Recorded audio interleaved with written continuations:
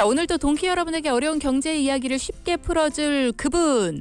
경제 뉴스를 덕질하는 남자 뉴데일리 서정덕 증권부장 연결돼 있습니다. 안녕하세요. 네, 반갑습니다. 서정동입니다. 네. 자, 오늘도 쉬운 경제 이야기를 좀 들어봐야 될 텐데 감기 걸리셨나요? 이게 냉방병도 좀 있고요. 여러분 조심하셔야 됩니다. 요즘에 날씨가 맞아요. 습하고 또 비도 많이 오는데 남부지방은 지금 비가 오고 있다고 하는데 비 피해가 없어야 될 것 같고요. 산사태 조심하셔야 되고 운전 조심하셔야 됩니다. 감기 걸리셨냐고 한마디 물어봤다가 날씨를 당하죠? 전해주셨네요. 네. 예, 그렇습니다. 예. 아유, 감사합니다. 일단은 내일 우리나라 기준금리 정하는 금융통화위원회가 있잖아요. 이 얘기부터 좀 전해볼까요? 이제 뭐 척하면 척이시네요. 둘째 주 목요일에 금통위가 열립니다. 방송을 이제 계속 같이 하다 보니까 이 일정들을 다 아시는 것 같아요. 금리하고 내일은 이제 경기에 대한 전망이나 경로나 이런 얘기가 나올 예정이에요. 그러면 이제 다음 주에는 그런 얘기를 또 해볼 것 같은데 일단은 예측부터 좀 해보죠. 금리는 동결 이야기 나옵니까? 이거 예측 전에 벌써 다음 주 예측을 해주시긴 했는데 네, 예측 맞습니다. 100% 동결 지금 얘기 나올 정도로 무조건 동결이다 이런 얘기 나오고 있는데 중요한 거는 이달 7월이 아니고요. 이후가 상당히 중요해진 거거든요. 그래요. 자세한 얘기 좀 해주세요. 네, 그러니까 금통위가 이제 내일 열리고요. 회의를 열고 나서 기준금리를 결정을 하게 되는데 지금이 이제 연 3.5%예요. 기준금리가 11회 연속 동결이었거든요. 이제 이번에 동결하면 12회 연속 동결이 예상이 되고 있습니다. 동결로 지금 시장에서 강력하게 예측하고 있는 거는요. 물가가 최근에 안정세를 보이고 있긴 한데 아직은 기대 인플레이션 한마디로 향후의 인플레이션 물가가 얼마나 올라가느냐 이 부분인데 기대 인플레이션의 수준이 높습니다. 아직은 물가에 대해서 좀 눈높이가 있어요. 또 미국의 통화정책 방향에 대해서도 일부 불확실성이 남아있기 때문에 한국은행은 일단은 이달에는 기준금리를 동결한 뒤에 미국이나 우리나라 이제 경기 추이나 물가 추이를 지켜보겠다는 거죠. 그러니까 미국이 금리를 인하할 것으로 기대감이 좀 커진다. 그렇기 때문에 우리나라도 금리 인하에 대한 기대감이 좀 커지는 게 아닐까 싶어요. 그런 부분이 분명히 짚어주신 대로 있습니다. 미국이 물가가 지금 확실히 잡혀가고 있는 상황이거든요. 고용지표도 둔화세가 뚜렷합니다.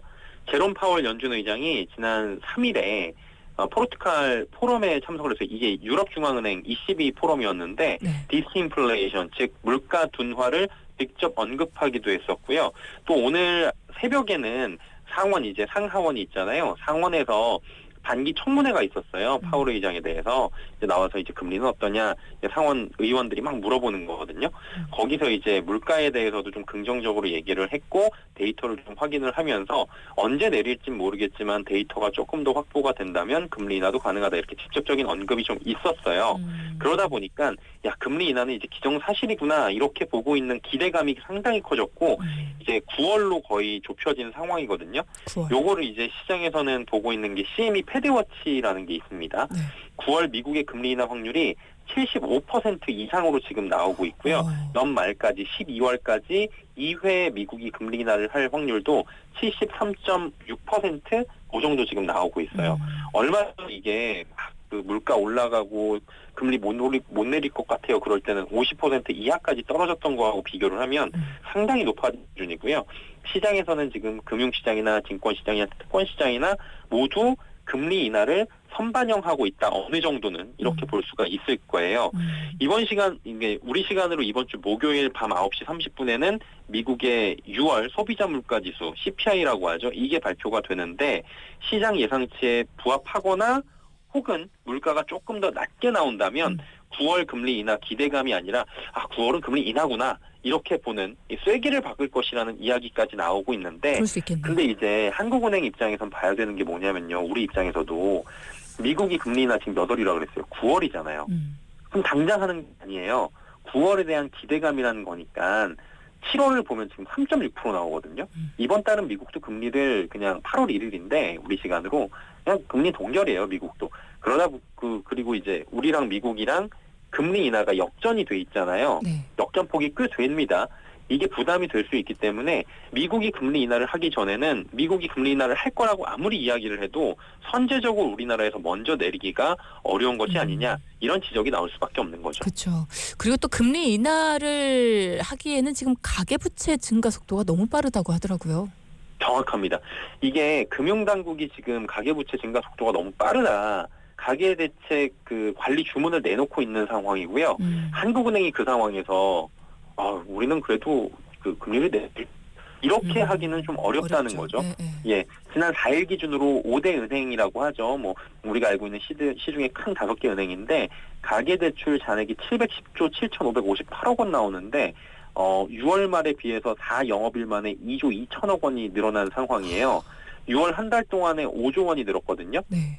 이게 2021년 7월 이후에 2년 11개월 만에 가장 증가폭이 큰 거고 오늘 12시에 이게 아마 가계가 얼마나 부채가 늘어났는지 이런 것들이 또 여수신 현황이 나옵니다. 이게 발표가 되기 전인데 아마도 예측컨대 비슷하게 늘어났을 것으로 지금 시장에서는 보고 있어요. 특히 이제 주택담보대출이 늘어나는 소위 말해서 주담대라고 하죠. 집을 사기 위해서 돈 빌리는 사람들이 급격하게 늘어나고 있는 건데요. 이게 스트레스 DSR 2단계를 좀 연기했다라고 저희가 말씀을 드렸었잖아요. 이 시간에. 연기가 되니까 자 좋다. 막차 타고 지금 들어가자. 그리고 아파트 값이 올라가잖아요. 불안한 거예요. 옆에 가가지고 보니까 저기도 올라가고 그러니까 내 집 마련을 하고자 했던 실수요자들이 지금 달려드는 경우도 굉장히 많고 그래서 서울이나 수도권의 일부 신축 아파트가 신고가가 나오고 있었는데 지금은 전방위적으로 가격이 올라가는 현상이 나타나고 있어서 우려가 큰 상황이거든요. 근데 여기서 만약에 집값을 잡아야 되는데 금리가 내려가게 되면 빚내 갖고 집 사는데 이거 돈 얼마 안 들어. 그러니까 빚내 갖고 집 사자 이런 수가 늘겠죠. 그럼 부동산이 수요가 늘어나니까 가격이 올라갈 수 있으니까 한해는 굉장히 지금 머리가 아픈 상황인 거예요. 빚내는 속도도 빨라질 수 있게 되는 거거든요. 그러니까 당국이 상당히 경계를 할 수밖에 없는 요소가 될 겁니다. 그래서 지금 봐야 되는 거는 관건은 금융통화위원회가 그 하는 총재 한 명이 하는 게 아니거든요. 여기 위원들이 쭉 있습니다. 소수 의견이 나와요. 7월에 금리는 동결이 되는데 이 가운데 위원들 가운데 금리 인하를 외치는 이른바 소수 의견이 얼마나 나올지 이게 중요하다고 보는 거죠. 그러면 앞으로가 어떻게 될지는 이분들의 의견을 좀 봐야 된다라는 거네요. 그런 부분도 분명히 있을 것 같아요. 그러니까 향후의 금리 방향성이나 아니면은 경기에 대해서 위원들이 어떻게 보는지도 소수 의견을 보면서 파악을 하거든요. 근데 중요한 게 뭐냐면은 소수 의견이 많아지잖아요. 그러면 시중금리가 말씀해 주신 대로 내려갈 거라는 기대감이 생기잖아요. 그러면은 금리 방향성 자체에 대한 힌트가 되는 거예요. 그쵸. 이건. 시중의 채권금리는 그 기준금리하고 다르게 움직입니다. 살아있는 생물이라고 말씀드렸잖아요. 먼저 움직여요. 수요 공급에 의해서. 시중금리가 먼저 이제 내려가면은 향후 금리가 이제 내려갈 것이라는 기대감이 커지니까 시중금리는 더 빠르게 움직입니다. 그러면은 주택담보대출이나 이런 우리가 대출을 받을 때 금리들이 먼저 내려갈 수 있는데 그러면 그 부분조차도 기준금리는 동결했지만 시중에서 금리가 내려가면서 기준금리 인하의 효과가 일부가 발생하기 때문에 이것도 이제 물가를 자극하거나 부동산 시장을 자극할 수 있어요. 그럼 한은이 원하는 방향은 아닐 거거든요. 이거는. 그렇죠. 그래서 지금 한은이 굉장히 머리가 아플 거예요. 소수 의견을 내고 싶은데 내지 못하는 사람이 나오지 않을까? 사실은 이제 저희끼리 취재를 하다 보면은 그런 이야기들도 기자들끼리 이 의견을 주고받잖아요. 저는 소수 의견이 좀 나올 거라고 생각을 했었는데 또 금융부 취재하는 또 이제 연차 높은 기자들하고 얘기하다 보니까 이거 근데 은근히 소수 의견 못 낼 수도 있을 것 같다라는 얘기들도 나오고 있어요. 앞서 미국이 금리 인하하기 전에는 선제적으로 우리가 내리기는 어려운 거 아니냐 이런 지적이 나오고 있다고 하셨는데 그럼 반대로 우리가 선제적으로 금리를 인하해야 된다 이런 얘기들도 있는 거예요? 있어요. 정치권하고 이런 데서 좀 나오고 있습니다. 왜냐하면은 선제적 금리 인하가 그 내수가 지금 굉장히 안 좋아요. 우리가 경기가 좋아 보이지만 수출 경기가 좋아 보이는 거는 자동차하고 반도체하고 일부가 완전히 끌고 가고 있는 게 있거든요. 그렇죠. 그리고 내수 부진도 굉장히 심해요. 그래서 이런 경기 상황을 고려를 할 때 경기를 좀 살리기 위해서 한국은행이 기준금리를 7월은 아니고 8월에 좀 내야 되지 않을까라는 전망들도 실제로 나오고 있는 겁니다. 왜냐하면 글로벌 물가가 미국도 좀 안정세를 보이고 있다는 게 지표로 나오고 있으니까 우리 경기는 근데 수출 위주의 국가인데 내수도 부진하고 수출도 지금 일부의 쏠림 현상이 강하다 보니까 불안하다. 그럼 금리를 8월 정도에 우리 인하하자 이런 얘기들이 나오고 있고요. 지금은 좀 잠잠해지긴 했지만 부동산 그 PF 문제 있잖아요. 프로젝트 파이낸싱 문제. 이게 아직도 수면에 잠자고 있거든요. 이 문제도 결국에는 금리를 낮추면은 분양 경기가 좋아지고 분양이 잘 돼서 악성 물량들이 좀 이제 재고들이 털려 나가고 분양이 잘 되면 또 활성화가 되는 그런 수순이거든요. 그럼 PF 문제도 선제적으로 좀 빠르게 대응해야 되지 않냐라는 의견이겠죠. 하지만 대체적으로는 미국이 9월에 금리 인하 후에 우리나라는 그럼 10월에 인하, 미국이 9월이나 대한민국은 10월이나 그리고 미국이 12월 인하할 거니까 한 번 더 한다면 우리도 12월 인하 요 정도로 지금 보고 있고요. 채권 시장이 살아있다라고 말씀을 드렸잖아요. 선제적으로 반응을 하는데 연말에 대한민국의 기준금리를 어느 정도로 보고 있냐면 예측을 하고 있냐면 3%를 보고 있습니다. 3.5%잖아요. 네. 그럼 25bp 0.25%포인트씩 2회 정도 내릴 것이다. 그러네요. 이렇게 예상하고 있는 분위기예요.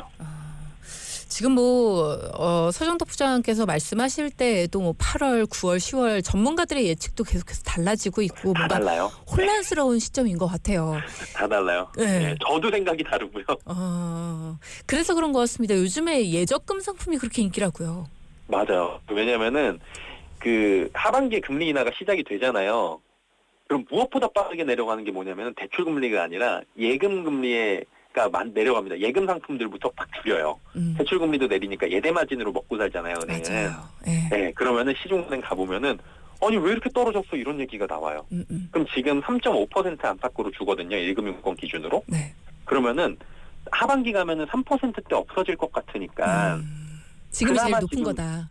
그렇죠. 주식 말이 맞죠. 수신금리가 높을 것 같아서 그냥 여윳돈 중에서 내가 한 요 정도는 한두 개 정도 그냥 여기 해갖고 나눠가지고 들어놓자. 이게 눈치 빠는 사람들이 늘고 있다는 거예요. 그래도 예금에 돈이 몰린다. 요거는 조금 의외인 것 같긴 해요. 그렇죠. 요즘같이 인플레이션이 엄청난 시국에 3.5% 그거 뭐 3%로 내려간다고 뭐 그 간의 기별이나 가겠냐 이렇게 말씀을 하시잖아요. 근데 이게 잘 보면은 자금 이동을 잘 맞추시는 분들의 특징이고 경기 상황에 맞춰갖고 잘 이동하면서 끝까지 이득 볼 때까지 이득 보는 100원이라도 이런 사람들의 특징입니다.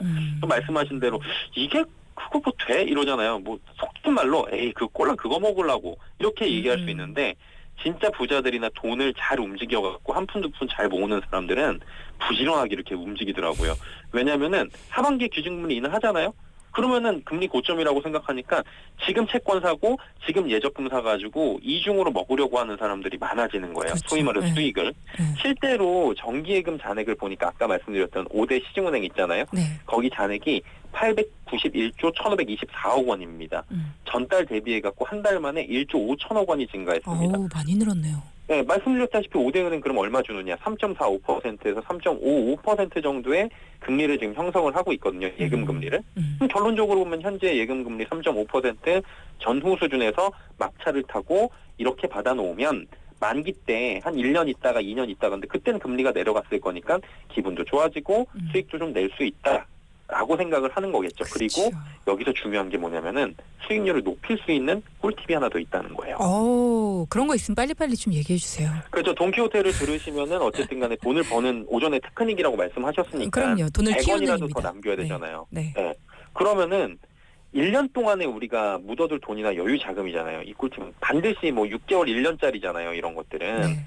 그러면 안정적으로 갈 거면은 빠르게 움직이는 게 좋고 은행 예적금은 뭘 줄여야 되냐면 세금을 줄여야 됩니다. 그렇죠. 3.5% 똑같은 걸 줘도 이자에는 세금이 붙어요. 15.4%에. 이거를 줄이면 내 실제 수익은 높아질 수 있겠죠. 시간 관계상 짧게 정리할게요. 네. 1금융권은 예금 금리가 적어요. 어디보다? 상호신용금고보다. 그리고 거기보다 조금 더 이자를 주는 게 2금융권, 저축은행 이런 쪽으로 가는 거거든요. 왜냐하면 리스키한 부분이 커지는 거니까. 이자를 더 주고 대출금리도 비싸요. 어차피 5천만 원까지는 예금자 보호가 돼요. 그러니까 어쨌든 5천만 원까지는 이자 더 주는 곳으로 가도 아무 상관이 없습니다. 그렇죠. 첫 번째. 그리고 이자 한 푼이라도 더 받아야 되는 건데 이자에 동일한 세금을 부과하는 게 아니라 세금은 달라요. 그래서 상호신용금고 같은 데 가면은 조합원 통장을 만들 수 있는데 요거 만드는 데는 돈이 얼마 안 드는데 조합원 통장은 단 예금자 보호가 안 되지만 배당도 매년 요즘에는 주는 추세예요.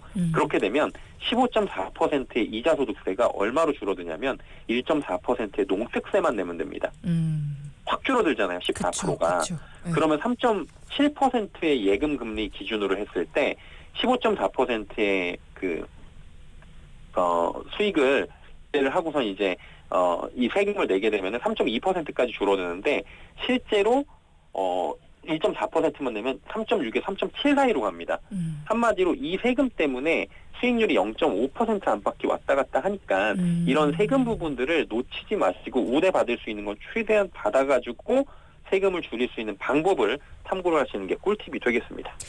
지난번에 세금 얘기하시니까 지난번에 국채 비과세 얘기까지 막 주셨잖아요. 시작되고 나서 반응은 어때요?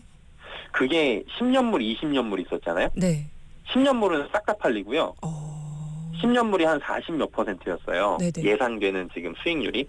그다음에 20년물이 100%였잖아요. 네. 20년물은 다 안 팔렸어요. 근데 좀 아깝더라고요. 20년물은 그러면 내가 살 수 있으면 더 살 수 있는데 사람들이 은근히 20년이라는 기간은 좀 못 기다리는 것 같아요. 이게 이제 중간에 소위 말해서 채권이 쿠폰을 주고 그러는 형식이 아니고 채권의 가격 가지고 이제 이득을 낼 수 있는 구조가 아니다 보니까 네. 확정 그 연도에 맞는 그 전달 대비해 갖고 확정 금리를 통해 가지고 얘들이 이제 복리로 받는 구조다 보니까 20년은 좀 멀다. 그래서 10년물에는 몰리고 20년물은 조금 미달돼가지고 그렇게 됐던 상황입니다. 그렇군요.